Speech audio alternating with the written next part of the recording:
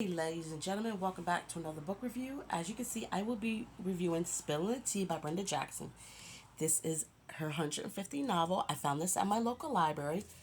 Shout out to my local library.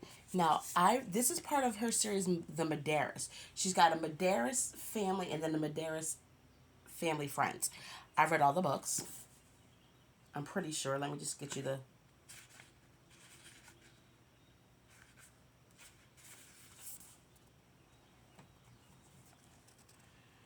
This is the Madaris family. This is where it all started. In the Madaris friends. I think I've read all the Madaris friends, if you can see that. And I've only missed one of the Madaris family, and that was Follow Your Heart. I didn't read that one. So I'm going to read the back of the book, if I can get it. It says, after sustaining injuries in Iraq, Chancellor Madaris was told he never walk in. Chance credits his great-grandmother, Mama Laverne, with giving him the will to heal and prove the doctors wrong. He has a healthy respect for her meddling ways and knows he'll eventually end up next on her matchmaking list. When Zoe Pritchard was 8, she survived a car accident that took the lives of her mother and father and was sent to live with her grand aunt, who refused to speak about her parents. Zoe had no memory from before the crash, but she's been having the same dream over and over. Searching for answers, Zoe travels to Houston, where she uncovers a scandal involving her parents and the wealthy and powerful Madaris family. Her trail leads her straight to Chance's door. The dislike and intense attraction are instant and simultaneous. But to help Zoe restore her memory, he grudgingly introduces her to his great-grandmother. Was it Chance or Mama Laverne's plan that threw this pair together? So first off, that's a pretty good, summary of the book. First, I gotta say, Brenda Jackson was one of the first romance authors that I truly read as an adult. I fell in love with her Madaris series. I believe I even read, she's got other book series. I've read The Protectors and The Grangers, if you can see that. For some reason, it's not focusing. Oh, come on. There it goes. Now, I have not read Catalina Cove. Didn't even know about it. But I did read The Protectors and The Grangers. They're really good books. So, this book is about Zoe. As I said, she's actually a doctor now. She was in that car accident. She was having the same dream, so she took some time off to go to where her parents used to live, see if she can recover her memory. She meets Chance, and the dislike is instant because Chance mistakenly thinks she is a news reporter out to get an interview about his uncle's wife. The Madarises are very close. Mama Laverne is the matriarch of this family. Her name is Felicia Laverne, but she goes by Mama Laverne.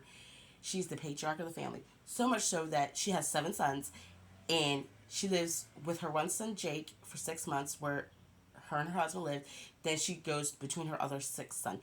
She had 7, but one had died when he was in war. So, Chance is now a loner. He does not want to deal with relationships because of what his ex-fiance did. Which I agree, because that woman did him foul. But of course, the attraction was there. And Mama Laverne did not plan this one,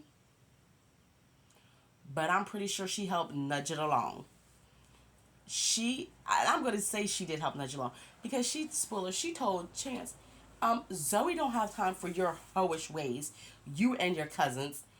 She just needs a friend, and that's all you're going to be. Well, of course, the Madaris men and their pride. I love the fact that you got some of the older Madaris, like the great-grandparents, some of their backstory, because I've never really heard of that before, unless I just forgot about it. I loved how you realize how Mama Laverne and her husband met, the friendship between Victoria and Mama Laverne, the heartache they all had. It was a really good story. And guys, it was an easy read. I read this in about 2 to 3 days, and it only took me that long is because I had other obligations. Like I could not just sit and read. But if you're looking for something a little romantic with a little mystery, easy read. I definitely recommend Spilling the Tea. And the good thing about this is you do not have to read them in order. Should you? Yes, but you don't really have to. Because I haven't been in this world in a long time, and I was able to pick it up. So, there it goes. Oh, also, Mama Laverne pointed out who one of the next couples will be if Brenda Jackson is able to get to them. She already knows two of her great-great-grands. No, I'm sorry. One of her great-granddaughter will is supposed to be with a family friend's son. And I was like, oh, that's interesting. But, all right, ladies and gentlemen, I hope everyone has a good morning, afternoon, evening. Share this video. Hit that like button and comment below what Brenda Jackson book is your favorite.